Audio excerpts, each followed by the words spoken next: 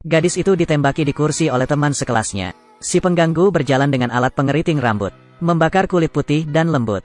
Jeritan yang menyakitkan bergema di seluruh lapangan basket. Gadis itu bertanya kepada si penindas mengapa dia menindasnya. Pelaku intimidasi menjawab bahwa itu karena dia mudah diintimidasi. Tidak peduli seberapa banyak penyiksaan yang Anda alami, tidak akan terjadi apa-apa. Kemudian letakkan alat pengeriting rambut pada gadis itu. Jeritan menyakitkan sepertinya membuat mereka semakin bergairah. Gadis itu juga berpikir untuk bunuh diri. Namun ketakutannya akan kematian menghalanginya mengambil langkah itu. Angin dingin memotong kulitnya dan membuat lukanya gatal dan tidak mau terbuka. Kaki hanya bisa diseka dengan salju. Lalu lengannya, buka saja pakaianmu. Seluruh orang terbaring tepat di salju, akan membuat lukanya tidak terlalu sakit. Keesokan harinya Dong Eng pergi ke rumah sakit, ingin kain kasa dan hidrogen peroksida. Dokter yang baik menyadari ada sesuatu yang tidak beres. Setelah melihat bekas luka di lengannya, segera bertanya padanya siapa yang melakukan itu. Tanpa diduga, si penindas juga berada di rumah sakit, dengan angkuh mengakui bahwa dia yang melakukannya. Saya juga melakukannya. Dokter tercengang mendengarnya. Dia tidak berani menghina si penindas yang memiliki latar belakang aneh. Dong Eng yang putus asa pergi ke kantor polisi lagi. Tapi ibu si penindas mengurus semuanya, tidak bisa mendapatkan bantuan, menderita balas dendam yang lebih mengerikan. Untuk menghentikan Dong Eng berteriak, juga meminta pria tersebut untuk menutup mulutnya. Tato di leher pria itu juga tertanam kuat di hati Dong Eng, telah menjadi bayangan. Kembali ke rumah kontrakan pada malam hari, si pengganggu memblokir ruangan itu lagi. Mereka memotong celengan Dong Eng dan membuang koinnya ke atas meja. Ini adalah biaya yang harus dihemat dengan susah payah oleh Dong Eng. Pelaku intimidasi mengancamnya jika dia menginginkan uang. Kalau begitu mari kita menari untuk menghibur semua orang. Jika tidak, Anda harus tahu apa konsekuensinya, seperti itu. Musik dimainkan, raungan kesengsaraan menyebar ke seluruh lorong. Keesokan harinya Dong Eng pergi ke rumah sakit lagi. Namun dokter tersebut mengundurkan diri secara misterius.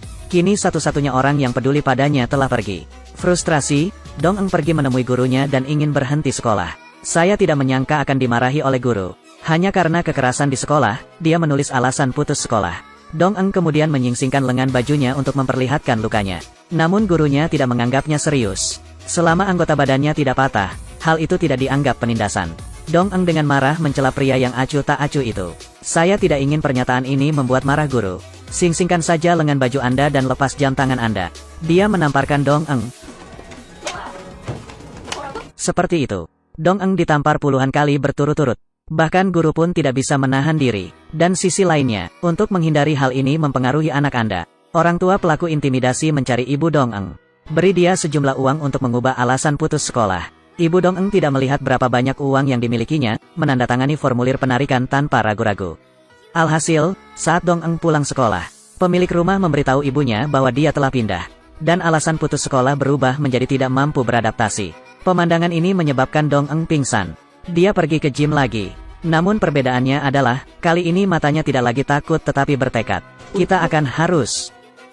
Selamat tinggal Park Yeon Jin. Sejak saat itu, perjalanan balas dendam resmi dimulai. Untuk membalas dendam pada pelaku intimidasi yang menindasnya, Dong Eng belajar sendiri sambil bekerja paruh waktu. Semua rekannya menertawakannya, mungkin ada kekuatan yang mendukungnya.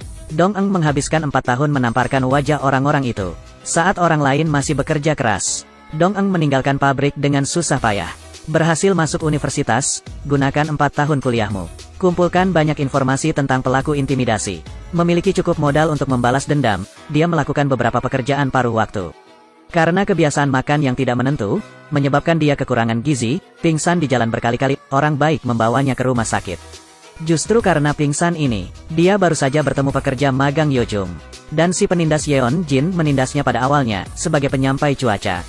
Dan menikah dengan seorang taipan terkenal. Dong Eng mengetahui berita tersebut dan juga datang ke tempat kejadian. Selamat atas pernikahan Anda dari lubuk hati saya Yeon Jin. Tapi maaf saya tidak menyiapkan uang hadiah. Tetapi dalam kehidupan setelah pernikahan, akan ada pernikahan dan pemakaman. Dong Eng tidak mengambil tindakan saat ini. Karena Yeon Jin bukan satu-satunya. 5 tahun berlalu dalam sekejap mata. Yeon Jin dan suaminya pindah ke villa baru. Dan dia memiliki seorang putri cantik. Sekarang waktu untuk membalas dendam akhirnya tiba. Dong Eng menyewa rumah di seberang villa. Ikuti setiap gerakan keluarga Yeon Jin. Saat dia merasa paling bahagia, biarkan dia merasakan perasaan kehilangan segalanya. Sore harinya Dong Eng tiba di villa, ingin mencari informasi berguna di tempat sampah. Akibatnya, dia secara tidak sengaja ditemukan oleh pelayan villa. Pelayan itu mengatakan dia telah mengikutinya selama lebih dari setengah tahun. Meskipun Dong Eng selalu dengan cerdik menghindari diikuti, tapi dia masih mengambil foto Dong Eng yang sedang memamerkan wajahnya di ponselnya. Dong Eng mengira dia memanggil polisi. Pelayan itu mengatakan dia tidak akan melakukannya. Sebaliknya ingin bekerja sama dengan Dong Eng. Ternyata bibi saya juga pernah mengalami tragedi, sering menjadi sasaran kekerasan dalam rumah tangga oleh suaminya. Bahkan anak perempuan pun dipukuli dan diremukkan. Apa yang kamu ingin aku lakukan untukmu? Tolong aku, bunuh suamiku, seperti itu. Dua wanita dengan nasib serupa resmi menjalin hubungan. Dong Eng memberinya informasi tentang 5 pengganggu. Bibinya bertanggung jawab mengambil foto rahasia. Kumpulkan petunjuk berguna. Dong Eng kemudian menganalisis dan mengatur foto-foto tersebut, menemukan terobosan darinya. Ternyata putri Yeon Jin terlahir buta warna. Sepatu hijau itu tampak merah baginya.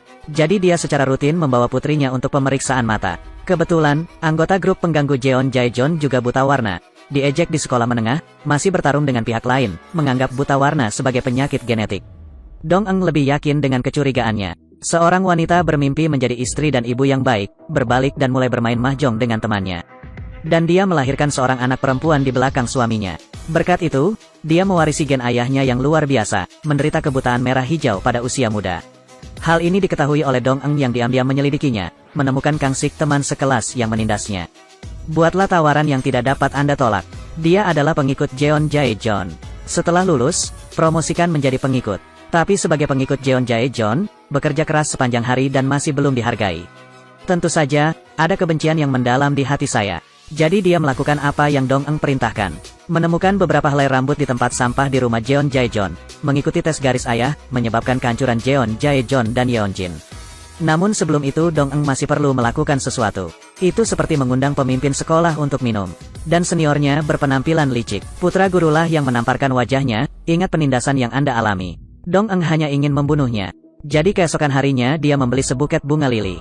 Kunjungi langsung rumah guru. Saya Dong Eng yang mengajukan permohonan untuk meninggalkan sekolah pada tahun 2004. Apakah kamu ingat? Dengarkan pendahuluannya. Guru itu langsung tercengang. Pada saat itu putranya kembali.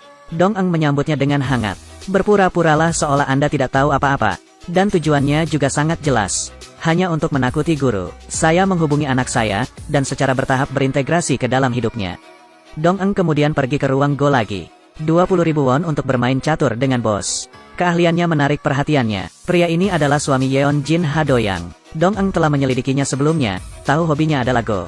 Jadi aku sengaja menggunakan diriku sebagai umpan, seperti yang diharapkan. Keterampilan dan penampilan Dong Eng membuatnya tertarik. Sejak zaman kuno, para pahlawan menyukai keindahan. Terlebih lagi, seorang wanita cantik dengan minat yang sama denganku. Penampilan Dong Eng memikat hati. Pulanglah pada malam hari. Pria itu memutar ulang permainan catur Dong Eng. Saat ini istrinya adalah Yeon Jin. Saat itu, pemimpin penindaslah yang menindas Dong Eng. Mau tak mau dia penasaran dengan kecanduan suaminya terhadap Go. Pemenang sebenarnya telah ditentukan di sini. Tapi dia menunda. Mengapa? Saat ini pria itu masih belum mengetahuinya. Dia terpaksa melaksanakan rencana balas dendam. Dan alasan mengapa Dong Eng sangat pandai dalam Go, karena pingsan dan dirawat di rumah sakit beberapa tahun yang lalu, bertemu pekerja magang Yojung. Saya suka Dong Eng, tahu Dong Eng tertarik pada Go. Jadi mengajarinya bermain catur adalah sebuah alasan. Meluncurkan pengejaran terhadap Dong Eng, bahkan menjemputnya di gerbang sekolah. Dong Eng sangat pintar, bagaimana mungkin dia tidak tahu. Tapi cinta terlalu jauh baginya. Dia ingin mencurahkan seluruh kekuatannya untuk membalas dendam. Sun Dong Eng bertemu Dong Eng untuk pertama kalinya. Ini masih lapangan basket yang sama. Yeon Jin naik ke panggung untuk menerima penghargaan di tengah tepuk tangan. Saat dia bersiap untuk berbicara, di depan terdengar sorakan. Ayo Park Yeon Jin, besar, halo Yeon Jin. Tepuk tangan hangat menambah suasana. Dan ini hanyalah langkah pertama, di hari berikutnya. Dia ingin Yeon Jin hancur total. Setelah penghargaan, Yeon Jin membuang bunga di tangannya. Dengan marah berjalan menuju Dong Eng. Angkat tanganmu dan tampar wajahnya. Tapi saat Yeon Jin mengangkat tangannya lagi-lagi diblokir oleh Jeon Jaejon di sebelahnya. Apakah semua impian Anda menjadi kenyataan? Pekerjaan dan keluarga stabil yang sempurna. Apakah kamu senang sekarang? Saat ini Yeon Jin akhirnya mengerti. Ternyata Dong Eng menaruh banyak perhatian padanya. Dia dengan keras bertanya pada Dong Eng apa tujuannya. Ditarik kembali oleh Jeon Jaejon lagi. Mengatakan banyak orang di sini tidak bisa membunuhnya. Bawa Yeon Jin dan minta maaf pada Dong Eng. Dong Eng tidak berniat menerima. Dikatakan untuk selalu memperhatikan acara Yeon Jin. Sesekali akan meninggalkan pesan. Melihat Dong Eng sebagai orang yang tidak tahu berterima kasih. Jeon Jaejon juga mulai mengejeknya. Di SMA kamu hanya punya dua warna, hitam dan putih. Sekarang terlihat berwarna-warni, benar. Tapi Jae John, mungkin Anda tidak tahu, seperti saat berwarna-warni. Kata-kata Dong Eng langsung membuatnya kehilangan muka. Buta warna adalah kelemahannya, ini hanyalah langkah pertama untuk membalas dendam. Siapa yang pernah menyakitinya? Apa yang menanti mereka adalah balas dendam yang mengerikan. Wanita ini gila, karena dia mengetahui teman-teman sekelasnya diintimidasi, diam-diam menyelidiki dirinya sendiri. Ternyata baru saja, putrinya meneleponnya dan mengatakan ada wali kelas baru. Pernyataan ini membuatnya takut, karena guru kelas ini bukanlah orang lain. Orang yang dia intimidasi Dong Eng. Hal pertama yang dilakukan Dong Eng saat dia datang ke kelas. Tetapkan saja aturan untuk siswa. Terlepas dari profesi orang tuanya. Tidak peduli seberapa baik hubungan yang dimiliki orang tua. Jangan menindas teman sekelasmu, jika ada yang melanggar peraturan. Tidak peduli seberapa kuat orang tua, mereka semua akan datang untuk mengemis. Dan saat Dong Eng mengucapkan kata-kata ini, mata Yeon Jin tertuju pada putrinya, serentak. Yeon Jin berlari ke sekolah setelah menerima telepon dari putrinya, melewati 6 lampu merah di jalan. Sesampainya di sekolah, dia langsung menuju kelas. Dong Eng ditinggal sendirian, seolah-olah dia tahu Yeon Jin akan datang. Dong Eng tidak terkejut sama sekali. Yeon Jin lalu berjalan ke arah Dong Eng. Tanyakan padanya apakah dia benar-benar guru putrinya. Dong Eng juga tidak menyembunyikannya. Akui secara terbuka bahwa Anda adalah guru baru. Ini bukan kecelakaan, kan? Tentu saja tidak. Tidak ada kesempatan bagi saya untuk melangkah sejauh ini. Lihatlah penampilan bangga Dong Eng. Yeon Jin menganggap itu konyol. Menurutku dia hanya melebih-lebihkan, menggoda bahwa perjalanan itu pasti sulit. Dong Eng mengatakan pertama kali itu sulit, namun sekarang tampaknya cukup menarik. Yeon Jin dengan marah bertanya mengapa dia tidak mati. Mengapa saya harus mati? Bahkan wanita jelek sepertimu pun hidup dengan baik, mengapa saya harus mati? Karena aku masih hidup kita bisa bertemu di sini. Hari ini sangat menarik. Selamat datang di gym saya Yeon Jin. Kata-kata Dong Eng membuatnya marah, berniat datang ke sini untuk mengejutkan musuh. Saya tidak menyangka mempunyai hidung yang jelek. Saat Yeon Jin hendak pergi, menerima kabar bahwa gurunya telah meninggal. Wali kelas ini adalah guru yang mengalahkan Dong Eng. Yeon Jin tanpa sadar menatap Dong Eng, mencurigai masalahnya ada hubungannya dengan dirinya. Ternyata Dong Eng datang mengunjungi gurunya, mengetahui bahwa dia alergi terhadap bunga, bahkan membawa sebuket bunga lili, hampir menyuruh gurunya pergi. Dengan marah, dia mengambil bunga dan melemparkannya ke Dong Eng. Suaranya yang keras menarik perhatian tetangga untuk menonton. Melihat itu, putranya segera mendorongnya ke dalam rumah. Kemudian tutup pintu dan minta Dong Eng menjelaskan alasannya. Dong Eng tahu orang lain tidak bersalah. Namun ketika saya masih di sekolah, saya tidak bersalah. Dong Eng mengatakan dia akan memposting apa yang dilakukan ayahnya di situs web. Lalu ucapkan selamat tinggal pada karir Anda. Kata-kata Dong Eng membuat pria takut. Untuk melindungi masa depan Anda, isi ruangan dengan segala jenis bunga. Hanya sang ayah yang benar-benar tersesat. Masa depan Anda tidak akan terpengaruh. Dalam hitungan menit, ayah terbaring di tanah karena dia tidak bisa bernapas. Saat ambulans tiba, semuanya sudah terlambat. Pada saat ini Yeon Jin akhirnya ketakutan. Karena berdiri di depannya, bukan lagi gadis yang membiarkan dirinya diintimidasi. Tapi mesin balas dendam yang dingin. Keesokan harinya Dong Eng membuat janji dengan dokter SMA. Adalah satu-satunya orang yang peduli padanya ketika dia masih di sekolah. Dia mengirimi Dong Eng foto Sohee. Sohee adalah orang yang diintimidasi oleh Yeon Jin dan yang lainnya. Hanya saja Sohee tidak bisa bertahan. Meninggal di usia muda, polisi memutuskan itu sebagai bunuh diri. Namun saat itu Dong Eng hadir, menyaksikan Yeon Jin sendiri mendorongnya menuruni tangga. Kemudian Dong Eng menemukan Kang Sik, informasi tentang dua anggota kelompok yang tersisa. Di antaranya adalah kwitansi pembelian tepung Sara saat ini. Ada juga informasi tentang Choi Hye-yeon. Sebagai imbalannya dia memberitahu Kang Sik, jika Anda ingin menghasilkan uang, pergilah ke kamar mayat. Ada sesuatu yang dia inginkan di sana. Setelah tiba di rumah sakit, dia terkejut saat mengetahui bahwa itu adalah kamar mayat Sohee, gadis yang mereka intimidasi saat itu. Penemuan ini membuatnya senang. Kemudian dia menemukan Dong Eng. Tanyakan padanya siapa pembunuhnya. Dong Eng memberinya kartu pelajarnya. Inilah yang Sohee pegang di tangannya. Dan di atasnya adalah nama Yeon Jin. Kang Sik senang saat mengetahui kebenarannya. Katanya dia ingin Yeon Jin memberinya 1 miliar. Dong Eng mengatakan berapa milikmu? Tapi dia sendiri yang harus mengakuinya, serentak. Yeon Jin dengan cemas menunggu putrinya menyelesaikan sekolah. Saat Anda mendengar pintu terbuka, dia segera berlari kembali untuk bertanya pada putrinya. Tanyakan padanya apakah ada orang di sekolah yang memukulinya. Dengarkan kata-kata putri Anda. Yeon Jin juga menghela nafas lega. Tapi sekarang dia tidak pernah menduganya. Target Dong Eng bukanlah seorang gadis, tapi suaminya. Keesokan harinya pria itu datang lagi. Dong Eng tidak bisa ditemukan. Saat dia hendak pergi, orang yang menghantuinya telah muncul. Pria itu tidak ketinggalan. kehilangan puluhan ribu won dari Dong Eng. Untuk mengetahui lebih banyak tentang Dong Eng, dia menanyakan pekerjaan orang lain, merayu pria sederhana dan menghancurkan hati mereka. Saya tidak tahu, tidak begitu baik. Saya orang baik. Jawabannya mengejutkannya, pertama kali melihat wanita seperti itu. Keduanya kemudian pergi ke toko serba ada. Faktanya, itu semua adalah rencana Dong Eng. Jelas sekali pria itu yang mengambil umpannya, berharap bisa bermain catur dengan Dong Eng di masa depan. Berikan kartu nama Anda, sebelum saran proaktif. Dong Eng sengaja tidak setuju. Hal ini juga membangkitkan minat. Namun saat ini dia tidak tahu. Tindakannya difilmkan oleh orang lain. Hari berikutnya di kelas, Putri Yeonjin bertengkar dengan teman-temannya. Seorang teman sekelas mengatakan bunga harus berwarna merah. Dong Eng pergi untuk menengahi. Akibatnya, dia menemukan Yeonjin bersembunyi di pintu dan mengintip. Lalu dengan sengaja menaruh gunting itu di bahu gadis itu. Ingin menakutinya dengan ini. Seperti yang diharapkan, Yeonjin ketakutan. Begitu dia keluar dari kelas, dia berlari ke Dong Eng, biarkan dia menawarkan harga berapapun. Selama dia setuju untuk meninggalkan sekolah ini, kamu tidak ingin aku meminta maaf. Bukan itu alasan melakukan ini. Kami hampir berusia 40 tahun Dong Eng. Kamu naif sekali. Hal-hal itu sudah berlalu. Apalagi yang bisa saya lakukan sekarang? Ya, setelah mendengarkan Yeonjin, Dong Eng mengatakan dia tidak ingin meminta maaf. Saya telah menekannya selama lebih dari 10 tahun, ingin dia pergi ke neraka. Kemudian ambillah bunga sakura yang digambar oleh putri Anda, mengetahui bahwa putrinya buta warna. Kalimat ini membuat Yeonjin takut hingga berkeringat dingin. Karena suaminya tidak buta warna, anak ini lahir dari dia dan Jeon Jaejon. Jika suaminya mengetahui hal ini, harus tahu apa hasilnya. Saya tidak berniat melakukan apapun dengan putri saya, karena ada banyak hal lain yang harus saya lakukan. Misalnya, orang tua berbicara, dan ibu dan ayah berbicara. Bukan berarti kami hanya bisa berbicara dengan ibu. Menghadapi Dong Eng yang mengancam, Yeonjin sangat marah sehingga dia tidak berani berbicara. Khawatir, dia pergi menemui kepala sekolah, ingin mengeluarkan uang untuk memindahkan Dong Eng. Namun kepala sekolah mengatakan hal itu diatur oleh presiden sendiri. Saya tidak bisa berbuat apa-apa. Ternyata Dong Eng punya rencana.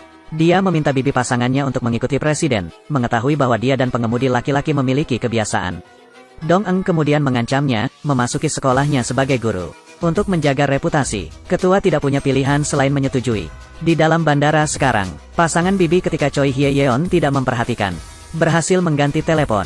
Ketika Choi Hye-yeon menyadari, bibi memberikan telepon kepada Dong Eng. Album tersebut berisi foto dirinya bersama laki-laki. Berikutnya adalah momen balas dendam yang sesungguhnya. Di gereja saat ini, Sarah berdoa dengan tulus. Hasilnya kembali, melihat Dong Eng melihat ke sudut. Sebuah firasat buruk muncul, meninggalkan gereja. Dong Eng mengetahui dia membawa tas tangan besar. Karena dia mengetahui tentang Sarah yang membeli narkoba, dan menerima tagihan dari Kang Sik.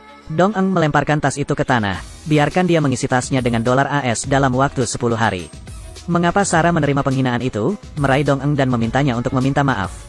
Tapi sekarang Dong Eng tidak takut. Menjambak rambutnya, membuangnya ke samping. Karena penggunaan narkoba jangka panjang, Dong Eng banyak mencabut rambutnya. Saya memang begitu. Saya belum mulai membalas dendam. Sarah, Dong Eng kemudian meniup sisa rambutnya. Sarah terpecahkan. Target selanjutnya adalah Choi Hye-yeon. Orang ini akan segera mati. Tidak tahu dia juga membeli mantel bulu. Bersiaplah untuk terbang ke Bali untuk berlibur. Ternyata pria itu mengetahuinya. Teman sekelasnya Sohee meninggal di tangan Yeonjin. Meskipun polisi memutuskan bahwa itu adalah bunuh diri, namun saat itu Dong Eng hadir, melihat Yeonjin mendorongnya menuruni tangga. Dan Sohee masih menyimpan kartu pelajar Yeonjin, digunakan sebagai bukti pembunuhan. Berita ini membuat Kang Sik sangat senang, ingin memeras Yeonjin sebesar 1 miliar. Kemudian ikuti instruksi Dong Eng, menyebut anggota geng lainnya sebagai pengganggu. Di antaranya adalah suami Yeonjin, Ha Do-yang. Detik berikutnya Kang Sik menerima kotak makan siang, jatuh ke dalam genangan darah. Tidak lama kemudian, Kang Sik meninggal dunia. Suami Yeonjin menerima surat kaleng. Ada kartu nama Kang Sik. Ada juga foto antara dia dan Dong Eng. Sudah jelas Kang Sik telah menjadi kambing hitam. Ha Do-yang menelepon sesuai dengan informasi kontak di kartu nama. Akibatnya, pihak lain diminta mematikan komputer untuk menyelidiki kebenaran kejadian tersebut. Dia menemukan Jeon Jaejon di pasukan pengganggu. Orang lain mengatakan dia sedang mencari Kang Sik.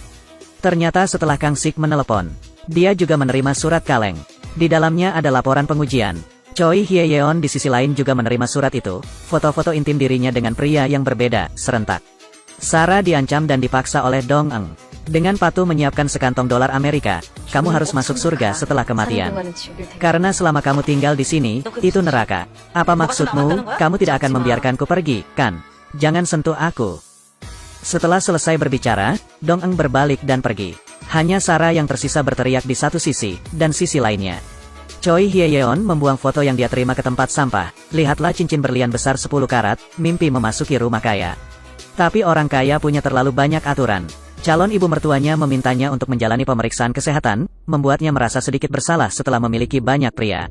Sulit untuk mendapatkan hasil. Ibu mertuanya memintanya untuk menerbitkan kembali dokumen tersebut. Untuk menghindari dia berhutang apapun.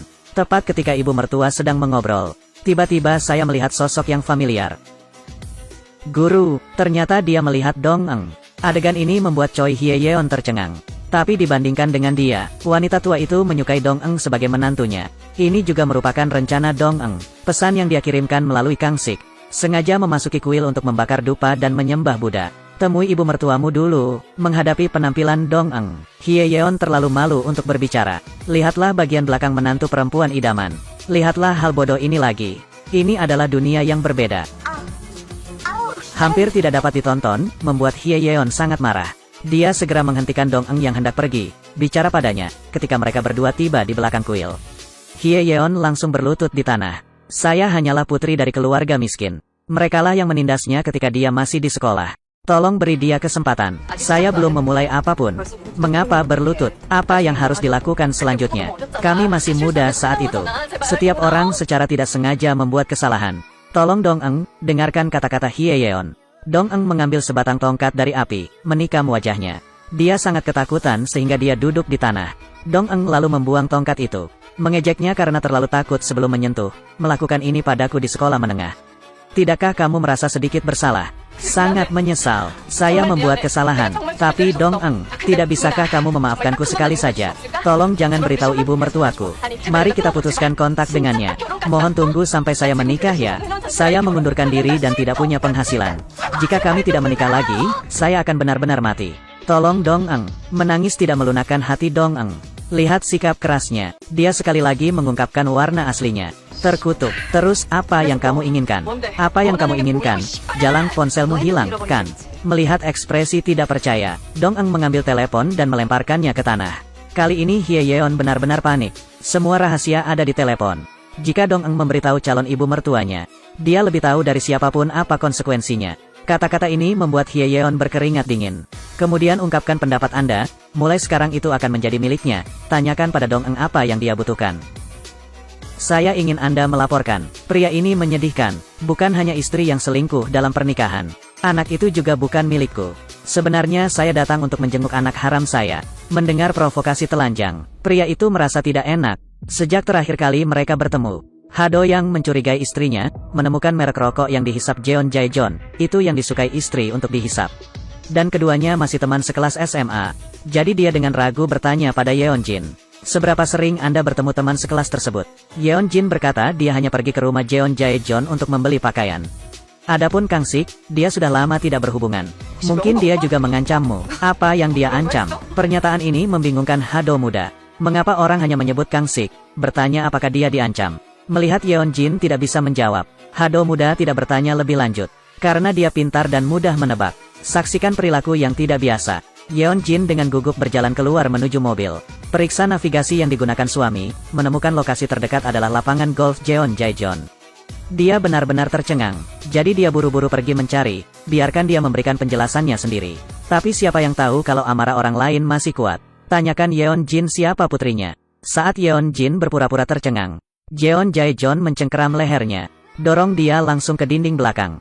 Beraninya kamu mengubah putriku menjadi putri muda Hado. Beri aku jawaban. Hanya setelah aku lahir aku tahu itu milikku. Atau mungkin saya sudah mengetahuinya sebelumnya, tetapi sengaja menyembunyikannya dari saya. Kamu menikah dengannya padahal kamu tahu kamu sedang mengandung anakku, tahu kamu hamil. Tetapi tetap memilih untuk meninggalkan. Menghadapi pertanyaan, Yeonjin menepis tangannya. Berbicara hanya tahu cara bertanya. Saya tidak tahu apakah saya dapat berbicara. Detik berikutnya, keduanya baru saja berdebat sampai akhir. Kali ini di taman, Dong Eng memandangi dedaunan kuning yang berjatuhan di tanah, memikirkan pria yang mengajarinya bermain catur. Lihatlah pesan yang belum dijawab. Dong Eng merasa sangat bersalah. Dia mengirimi orang itu gambar obatnya, ingin bertanya tentang efek obatnya. Yo Jung senang menerima berita itu. Segera hubungi Dong Eng dan buat pengaturan. Masih di bawah pohon besar yang familiar itu. Disinilah Yo Jung mengajari Dong Eng bermain catur. Dalam sekejap mata, 7 tahun telah berlalu. Dong Eng masih agak malu untuk bertemu dengannya lagi. Yojung mengatakan obatnya mengobati jerawat, biarkan dia berubah menjadi pria sehat. Misalnya, dia tidak punya masalah. Dong Eng mendengarkan dan menjelaskan, hanya ingin mencari alasan untuk menemuinya. Ini tidak seperti yang dibayangkan. Untuk menghentikan Dong Eng pergi, Yojung secara langsung mengungkapkan perasaannya. Mari kita saling mencintai. Aku akan membuatmu bahagia. Tanpa diduga, Dong Eng tertawa terbahak-bahak. Ini pertama kalinya Yojung melihat Dong Eng tersenyum. Waktu tepatnya, dia bahkan berpikir untuk menyerah. Cintai pria di depanmu. Namun kenyataan seringkali kejam. Prioritas utama saat ini adalah balas dendam. Begitulah yang dikatakan Yojung. Orang yang membutuhkan bukanlah sang pangeran, tapi seorang algojo, karena hutang darah hanya bisa dibayar dengan darah. Pada hari Senin, Dong Eng pergi ke bengkel mobil untuk memperbaiki mobilnya. Saat ini, pekerja di restoran sedang memanggang daging. Suara mendesis membuat Dong Eng merasa takut. Ini membawa kembali kenangan yang paling tidak menyenangkan di hati saya. Dia sangat kelelahan hingga dia berlutut di tanah. Seseorang menemukannya. Dong Eng menemukan Yojung dengan ekspresi malu di wajahnya, bermaksud menceritakan pengalamannya. Tanpa diduga, Yojung meyakinkannya untuk menyerah. Bagaimanapun juga, semua orang hanyalah anak-anak pada saat itu. Bertengkar adalah hal yang normal. Tanpa diduga, Dong Eng tertawa. Lalu di depan Yojung, sing-singkan lengan baju Anda untuk memperlihatkan bekas luka di lengan Anda. Adegan ini langsung membuat takut Yojung. Kamu hanya melihat satu tangan. Apakah kamu terkejut? Karena itu, ingin aku berhenti. Melihat dia tidak lagi berbicara, Dong Eng berdiri lagi dan berjalan ke tengah. Buka semua pakaian yang menutupi bekas luka. Mengungkapkan bekas luka merah cerah. Sekarang Yojung benar-benar bodoh. Dia tidak bisa membayangkan penderitaan yang dialami Dong Eng. Wanita ini dipenuhi memar, membuatmu menjadi seorang pria menangis. Saya tidak punya harga diri. Itu sudah menjadi tumpukan reruntuhan. Jadi, kembalilah. Saya bersedia. Saya siap menjadi algojo. Saya siap melakukannya. Saat ini, Yojung tidak lagi membujuk Dong Eng, tapi untuk membantunya membalas dendam bersama. Menjadi algojo dan melakukan tarian eksekusi bersama Dong Eng. Di antara orang-orang itu, siapa yang kamu ingin aku bunuh terlebih dahulu? Kata-kata Yojung menyentuh hati Dong Eng. Itu memberinya kehangatan. Dong Eng tidak berniat bunuh diri. Membunuh seseorang lebih buruk. Dia ingin membiarkan orang-orang yang menyakitinya lambat laun semuanya hilang. Biarkan mereka menghabiskan sisa hidup mereka dalam ketakutan. Dan sisi lainnya, Hado yang mencurigai istrinya berselingkuh. Dia kemudian meminta Choi Hye-yeon untuk bertanya tentang mereka. Berikan juga hadiah yang berharga. Tapi Hado muda belum mengetahuinya. Hye-yeon telah menjadi pribadi Dong Eng. Secara terus terang menyatakan bahwa mereka lebih dari sekedar teman sekelas SMA. Bersama-sama mereka menindas Dong Eng. Ini seperti kekerasan di sekolah. Apakah begitu? Ini tidak seperti kekerasan di sekolah. Itu adalah kekerasan di sekolah, penindasan. Ini sangat buruk. Ternyata saat Dong Eng pertama kali masuk sekolah, pengganggu Yeonjin memaksanya membersihkan rumah. Tanpa diduga, Dong Eng menolaknya. Jadi Yeonjin mulai melakukan tindakan kekerasan. Gunakan alat pengeriting rambut untuk mengeritingkan tubuhnya. Berdiri di taman bermain saat hujan deras akan mengakibatkan penalti berdiri. Saat salju turun, buka pakaian Anda. Penyiksaan yang tidak manusiawi sepanjang hari. Dong Eng meninggalkan bekas luka di sekujur tubuhnya. Kebenaran sebenarnya membuat kulit kepala Hado yang mati rasa. Ingat apa yang Dong Eng pernah katakan padanya. Apakah kamu suka bertaruh? Saya pernah bertaruh dengan hidup saya, maukah kamu menang? Saya berniat untuk menang. Saat ini dia memahami arti pernyataan ini, mengetahui tentang beberapa pertemuan sebelumnya. Tapi itu semua hanyalah jebakan. Karena putus asa dia pergi ke lapangan, melihat seorang pemuda dengan keterampilan catur yang luar biasa, telah menarik banyak penonton. Karena dia menyukai Go, dia tentu tidak ingin melewatkan kesempatan ini. Ini juga pertama kalinya keduanya saling berhadapan. Apa yang tampak tenang di luar sebenarnya mempunyai arus bawah. Apakah kamu sering datang ke sini? Saya datang ke sini untuk membalaskan dendam teman saya. Balas dendam di Korea. Ini seharusnya tidak mudah, tidak bisa memegang senjata. Tapi masih ada pisau. Hado yang tahu dia sedang membicarakan Dong Eng. Namun apa yang dilakukan istrinya membuatnya tidak mampu membantah. Pulang ke rumah, Hado yang bertanya pada istrinya dan Dong Eng apa yang terjadi. Akibatnya, Yeonjin tetap berpura-pura bodoh, tidak mengaku menindas Dong Eng. Lihatlah istri yang kejam dan tidak tahu malu. Do yang benar-benar diam, serentak. 3 pengganggu lainnya menerima pesan tersebut. Seseorang melaporkan Kang Sik hilang ke polisi. Tak satu pun dari mereka yang bersih. Ketika polisi melakukan intervensi, mereka akan dikutuk. Di sisi lain Dong Eng telah menemukan pasangan, memberinya uang yang digunakan untuk memeras Sarah. Biarkan dia mengirim putrinya untuk belajar di luar negeri, berjanji pada bibiku saat itu. Ceritanya dimulai pada hari sang putri meninggalkan kampung halamannya. Seorang anak perempuan di negeri asing menerima berita kematian ayahnya, akan menjauhi ibuku yang bersekongkol dengan suaminya. Saat ini, tim investigasi yang dicari Yeon Jin juga memiliki petunjuk, mengetahui alamat Dong Eng ada di seberang rumah. Awasi dia setiap langkah setiap hari. Hal ini membuatnya merasa takut. Dia kemudian menghabiskan banyak uang untuk menemukan kuncinya. Buka pintu rumah Dong Eng. Adegan di hadapannya membuatnya sangat terkejut. Itu penuh dengan foto-foto mereka. Catat semua bukti kriminal. Itu membuat punggungnya terasa dingin. Saya seharusnya tidak menindasnya sejak awal, harus membunuhnya. Tepat saat Yeon Jin menyesal, pintu belakang tiba-tiba terbuka. Yeon Jin mengira itu Dong Eng. Bersiaplah untuk mengakhiri semuanya. Begitu dia menoleh, dia pusing. Bukan Dong Eng, tapi suaminya Hado masih muda. Serentak, Yo Jung pergi ke kamar mayat mengikuti instruksi Dong Eng. Mempersiapkan otopsi, tubuh gadis itu didorong ke bawah oleh Yeon Jin. Tapi saat kamar mayat dibuka, menemukan bahwa mayat di dalamnya hilang. Dong Eng sedang bermain Go saat ini. Dia mengendalikan seluruh papan catur sendiri. Semua orang tampaknya menjadi pion di dalamnya. Nasib tidak lagi bergantung. Hidup dan mati tidak ditentukan oleh diri sendiri. Musim pertama berakhir di sini. Ada banyak pertanda. Siapa yang membunuh Kang Sik? Siapa yang mencuri tubuh So-hee? Selanjutnya, bagaimana Dong Eng membalas dendam? Bagaimana nasib para pelaku intimidasi? Mari kita nantikan bagian selanjutnya.